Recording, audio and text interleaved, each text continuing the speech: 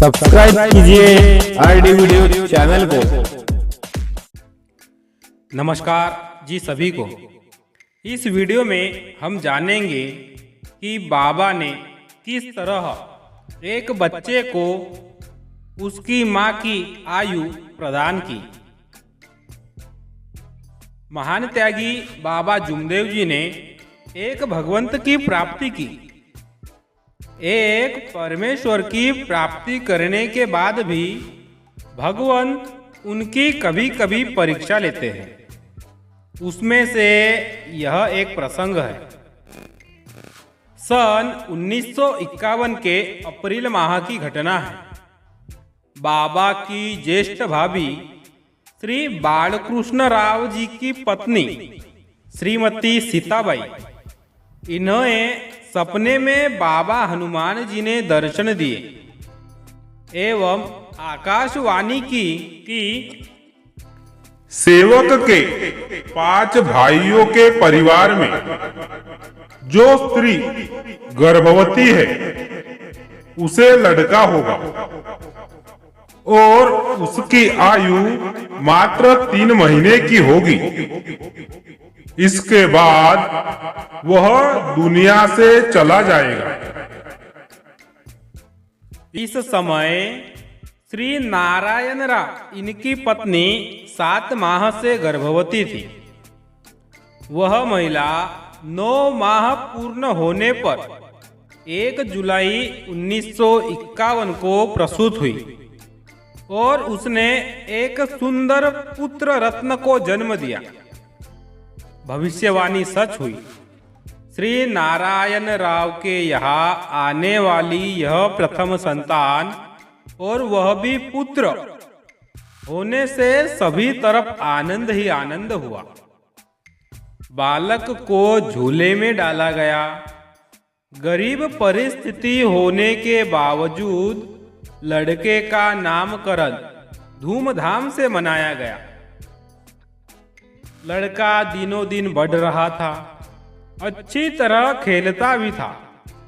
उसे कभी बुखार नहीं आया, सर्दी नहीं हुई, दूध नहीं पीता हो या हमेशा रोता रहता हो, ऐसी कोई शिकायत भी नहीं है। इसलिए वह सबका प्यारा था। उसका लाड प्यार भी वैसे ही होता था। वह 3 माह का होने तक उसे कोई भी तकलीफ नहीं हुई। भविष्यवाणी के अनुसार 3 माह पूरे हुए और दूसरे ही दिन अचानक वह बच्चा बीमार हुआ। उसका शरीर एकदम ठंडा हो गया। शरीर की हलचल बंद हुई। डॉक्टर के उपचार से भी कोई फायदा नहीं हुआ। सुबह का समय था।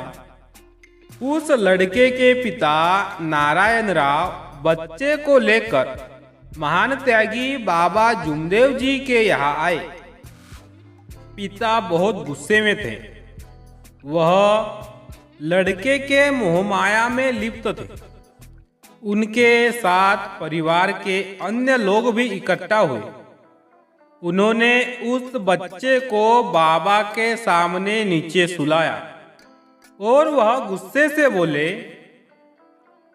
अपने घर में बाबा है तो यह बच्चा जीवित रहना चाहिए, तभी सच्चा परमेश्वर है, अन्यथा यह परमेश्वर की प्राप्ति झूठ है।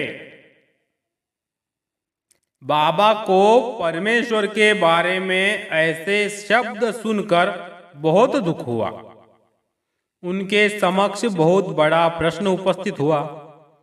परिवार के किसी भी व्यक्ति के ऐसे विचार उचित नहीं है, ऐसा उन्होंने समझा। वे निराकार अवस्था में आए और परिवार के लोगों को संबोधित किया और कहा, बाबा हनुमान जी ने उस बाई को बताया कि बच्चा 3 महीने की आयु लेकर आने वाला है। अब उसकी 3 महीने की आयु पूरी हुई है। इसे जाना है। अब इसे किसकी आयु दे? और परिवार के लोग एक कतार में खड़े हो जाओ और जिसकी इच्छा हो वह कहे कि मेरी आयु इसे दे दो। तब सभी पुरुष तथा महिलाएं एक कतार में अलग अलग खड़े हुए। सभी और शांतता थी। सभी विचाराधीन हुए। किसी के भी मुख से शब्द नहीं निकला कि मेरी आयु इस बच्चे को दे दो, क्योंकि सभी को अपनी अपनी जान प्यारी थी। प्रत्येक को लग रहा था कि मैं अधिक जीना चाहिए, और यह स्वाभाविक भी है। कुछ समय बाद उस बच्चे की मां ने बाबा को विनती की कि बाबा, मुझे सोचने के लिए 2 घंटे का समय चाहिए। बाबा ने उसे 2 घंटे का समय दिया। निराकार बैठक समाप्त हुई। बच्चा वहीं पड़ा रहा। तब उस मां ने अकेले में जाकर भगवान को विनती की कि हे भगवान बाबा हनुमान जी, मेरा लड़का जीना चाहिए। भले ही आप मेरी आयु मेरे बच्चे को दे दो और मुझे अपने आप में विलीन कर दो, मगर मेरे बच्चे को जीवन दे दो बाबा। इसके बाद 2 घंटे बाद पुनः उसी स्थान पर निराकार बैठक हुई। बच्चा वैसे ही अचेतन अवस्था में पड़ा रहा। सभी लोग इकट्ठा हुए थे।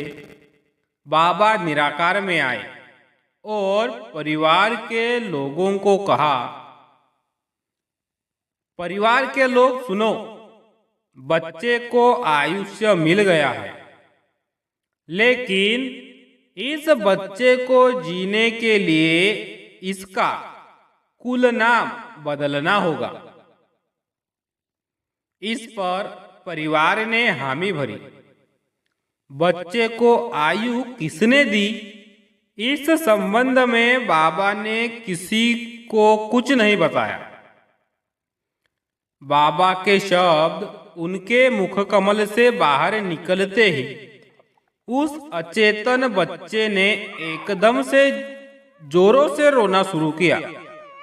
तभी लोग सब चकित हुए। उस बच्चे को कहाँ से आयुष्य मिले, किसने दिए, इस बारे में बाबा ने अब तक किसी को कुछ नहीं बताया था। 15 दिन बाद उस बच्चे की मां अचानक बीमार हुई। बहुत औषधोपचार किया। परिवार के लोगों ने भगवान को विनती की, लेकिन उससे कोई लाभ नहीं हुआ। उस महिला ने जो 2 घंटे का समय मांगा था, उसके पीछे उसका क्या इरादा था, यह उसने किसी को नहीं बताया था। अतः कुछ दिनों में वह भगवान को प्यारी हुई। वह यह संसार छोड़ गई। लड़का अभी भी जीवित है। तब बाबा ने सबको बताया कि इस बाई ने अपनी आयु अपने बच्चे को दी। उसने सबके सामने नहीं बताया, लेकिन उसने भगवत को विनती की और भगवत ने उसकी विनती स्वीकार की। इस अनुभव से पता चलता है कि माँ की ममता कितनी महान है, तथा एक की आयु समाप्त कर दूसरे को दिया जा सकता है। यह इस अनुभव से इस परमात्मायिक मार्ग में सिद्ध हुआ है। इस अनुभव में जीवित रहे लड़के का नाम अशोक है और उसका कुल नाम बदलकर नंदनवार रखा गया है। आज वह 70 वर्ष के हैं एवं सुखी एवं समाधानी है। नमस्कार। वीडियो पसंद आए तो वीडियो को लाइक करें, कमेंट कर अपनी प्रतिक्रिया दें एवं चैनल को सब्सक्राइब कर वीडियो सभी के साथ शेयर करें। धन्यवाद। नमस्कार।